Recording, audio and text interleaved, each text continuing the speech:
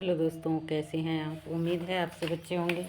मैं भी अच्छी हूँ और एक बार फिर से आपकी अपनी चैनल ब्लॉग विशेष कला पांडे में स्वागत है।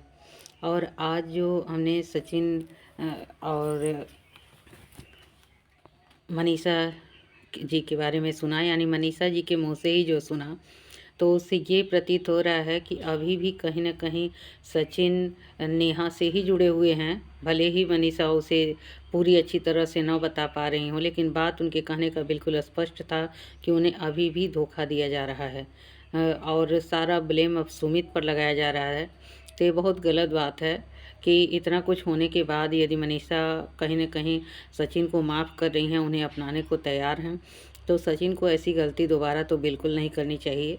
क्योंकि उन्हें भी लग रहा है और हम लोगों को भी लग रहा है कि कहीं न कहीं वो भी गेम खेल रहे हैं मनीषा के साथ और नेहा से बातें भी कर रहे हैं कहीं न कहीं। और अब सारा जो ब्लेम है वो सुमित के ऊपर डाल रहे हैं कि सुमित ने ऐसा कहा एक्सपोज करने के लिए या कुछ भी करने के लिए। तो किसी के कहने से तो ऐसा हो नहीं सकता है। सच्चाई बार बार मनीषा भी दोहरा रही हैं कि जो भी बातें कही गई हैं वो बिल्कुल सच थी और अभी जो कहेंगे वो सच ही कहेंगे। लेकिन ये बीच में सुमित को ला कर के झूठ मूठ में बखेड़ा खड़ा किया जा रहा है कि सुमित के कहने पर सचिन ने ऐसा कुछ किया है। तो ये बातें गलत है और बिल्कुल गलत है। मनीषा को इसका भरपूर विरोध करना चाहिए। हम सब भी उनके साथ हैं। ये बातें बिल्कुल गलत है कि वो मतलब कि इतना सब कुछ होने के बाद मनीषा उनको अपना रही हैं, यही उनके लिए बहुत बड़ी बात है। दूसरी लड़की होती तो कहीं न कहीं छोड़ के चली ही जाती। लेकिन इतना सब कुछ होने के बावजूद वो अपनाने को तैयार हैं और फिर भी सचिन उनके साथ गेम खेल रहे हैं कहीं न कहीं। और आज जो है मनीषा ने सचिन का भी कहीं न कहीं पर्दाफ़ाश कर ही दिया है उनकी बातों को लेकर के। और उन्होंने जो कुछ भी कहा है उन बातों को सोच कर के वो बिल्कुल परेशान हैं। कह भी रही हैं कि इस घर में मतलब दम घुटने जैसा वातावरण हो गया है।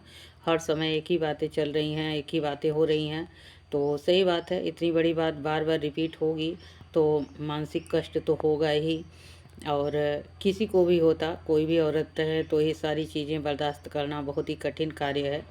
और मनीषा इससे उबरने का प्रयास भी कर रही थी, उन्हें लगा कि सब कुछ सही भी हो जाएगा, लेकिन बार-बार उन्हीं बातों को दोहराया जा रहा है। और उनको शक भी है कहीं न कहीं कि अभी मास्टरमाइंड कोई और है, जो जैसे चाह रहा है वैसे चला रहा है और सोच रहा है कि हमारी इज़्ज़त बची रहे, लड़कों का क्या। भले ही उनके ऊपर ब्लेम लगता है तो लगने दीजिए, कोई दिक्कत नहीं है।